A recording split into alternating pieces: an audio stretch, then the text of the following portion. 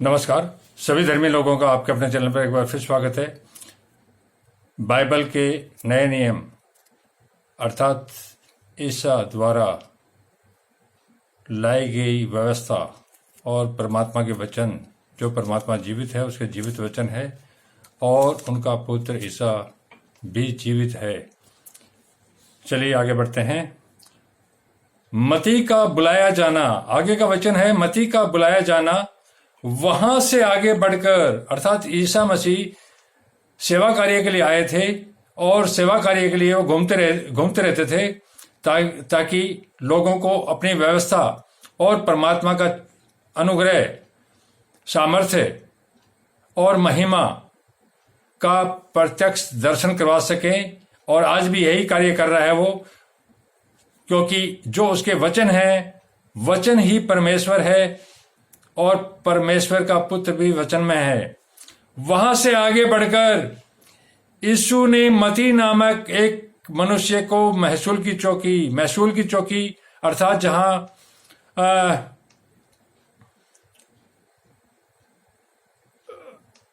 Tax वगैरह लिया जाता है, महसूल कहलाती है, पर बैठा देखा। वहां से आगे बढ़कर यीशु ने मती नामक एक मनुष्य को महसूल की चौकी पर बैठे देखा।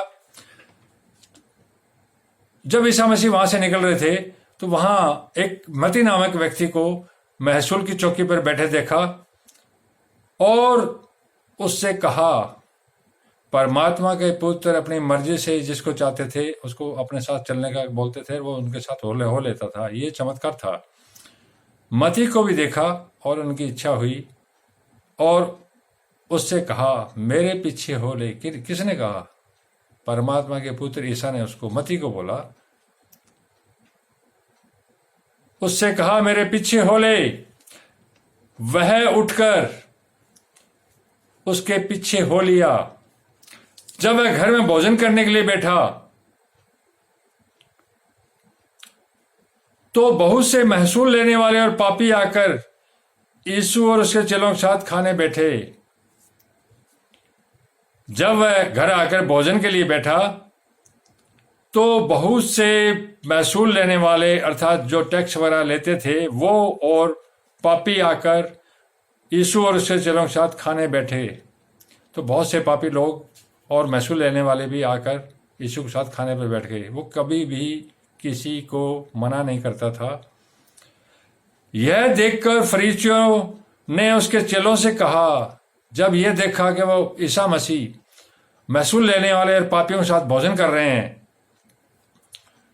तो फरीसी जो जलन रखते थे, फरीसी का मतलब है जो उस समय के पूजा पाठ करते थे और पूजा के बदले जनता का धन लूटते और खसोटते थे, वो नहीं चाहते थे कि कोई परमात्मा का पुत्र इस तरह का कार्य करे, चमत्कार करे तो हमारा क्या होगा। इसलिए वो परमात्मा के पुत्र और उसकी महिमा और अनुग्रह इत्यादि को पसंद नहीं करते थे।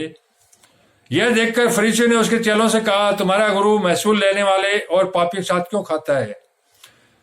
जब ईसा मसीह को महसूल लेने और पापी के साथ खाने के लिए बैठे देखा तो उसके चेलों से फरीसियों ने कहा कि तुम्हारा गुरु जो है महसूल लेने वाले और पापी के साथ क्यों खाता है?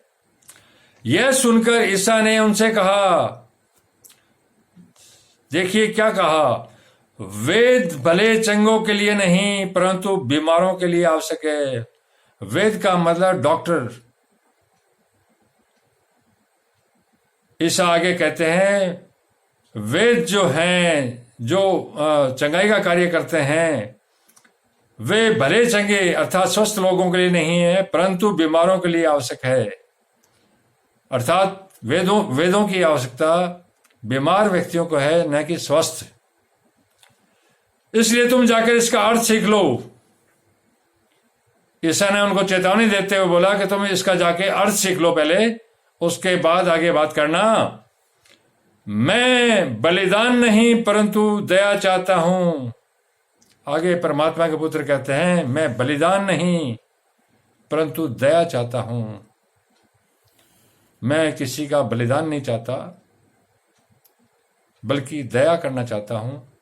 और मैं संसार के लोगों को ये बोल रहा हूं कि वो कभी किसी का बलिदान न करे, सिर्फ दया करें, क्योंकि मैं धर्मियों को नहीं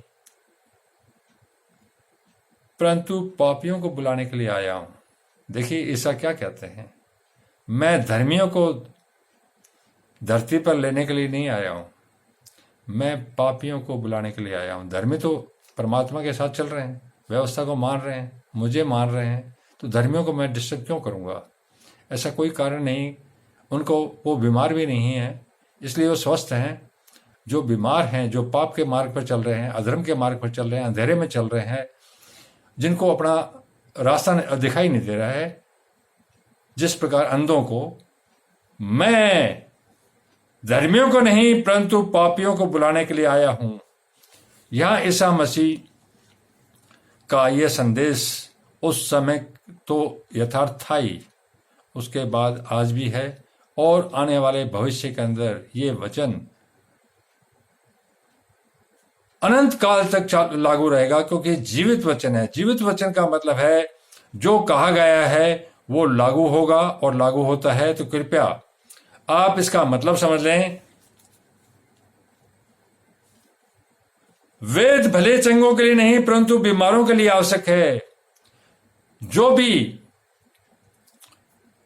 परमात्मा की बात करता है वह भले चंगों के लिए, अर्थात जो धर्म के मार्ग पर चले उनके लिए नहीं है, वो तो चल ही रहे हैं। तो जो चल रहे हैं, जो स्वस्थ हैं, उनको कोई जरूरत नहीं है। लेकिन जो पाप मार्ग पर चल रहे हैं, जिनको पता नहीं है, जो अंधेरे में है, जो गुमराह हैं, परंतु बीमारों के लिए आवश्यक है।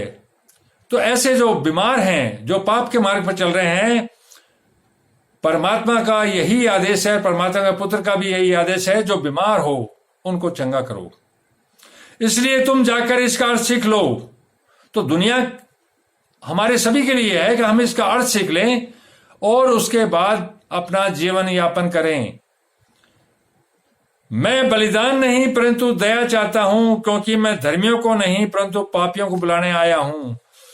धर्मियों को बुलाने की जरूरत नहीं थी, ईसा मसीह जानते थे, क्योंकि वो परमात्मा के मार्ग और धर्म के मार्ग, दया के मार्ग पर चल रहे थे। जो लोग पापी थे, जो महसूल वसूल कर रहे थे, जो पाप मार्ग पर चल रहे थे और जिनको अपनी विवेक की कमी के कारण, जिनको अंधकार ही अंधकार दिखाई दे रहा था, ऐसे लोगों को रास्ता दिखाने के लिए, उनका पाप अपने कंधों पर लेने के लिए ही ईसा का आगमन हुआ था और आज भी आगमन होगा और आने वाले निकट भविष्य में भी आगमन होगा, क्योंकि धरती के बहुत पाप बढ़ गए हैं, धरती में बहुत सी बीमारियां बढ़ गई है। उन पापों का समूल नाश करने के लिए ईसा की उस जमाने में जितनी जरूरत थी उससे ज्यादा जरूरत आज है और आने वाले समय में और ज्यादा होगी। तो लोग दुआएं कर रहे हैं कि तू कब आएगा, परमात्मा का पुत्र तैयार बैठा है, वो कभी भी आ सकता है। तो संसार के लोगों के लिए मेरा आदेश, मेरा अनुग्रह, मेरी विनती है कि वो इसके लिए पूर्ण तैयारी कर ले कि परमात्मा का पुत्र जल्दी ही संसार में आने वाला है, ताकि हमारे पापों का वह अपने कंधे पर उठा के समन कर सके, नाश कर सके और हमारा जीवन सुखी हो सके। हम परमात्मा के अनुग्रह, महिमा और सामर्थ्य से लौटप्रोत हो जाएं। यही मेरी दुनिया के लोगों के लिए प्रार्थना है। हालेलुया। परमात्मा की महिमा, उसका अनुग्रह और उसका सामर्थ्य आज संसार पर फैले। धन्यवाद। शुभ रात्रि।